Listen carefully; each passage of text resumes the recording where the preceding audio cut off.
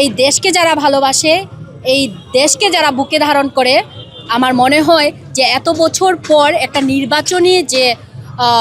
নির্বাচনী যে ফিল কাজ করছে মানুষের ভিতরে, জনগণের ভিতরে, যে গণতন্ত্রের অধিকার ফিরে পাওয়ার জন্য যে কাজ করতেছে, সেটা এই নির্বাচনের মাধ্যমে মানুষ জানান দিবে। আপনারা জানেন যে জিয়াউর রহমান খুব কম সময় পেয়েছিলেন দেশ পরিচালনার, কিন্তু এই দেশটাকে সোনার বাংলা করে দিয়ে গিয়েছিলেন।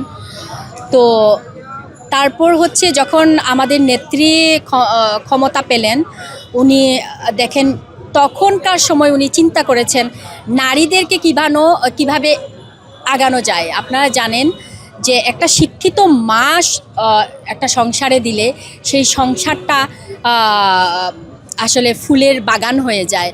তো একটা দেশ পরিচালনার জন্য শুধু পুরুষরাই না, অর্ধেক যখন নারী, অর্ধেক নারী ভোটার, তখন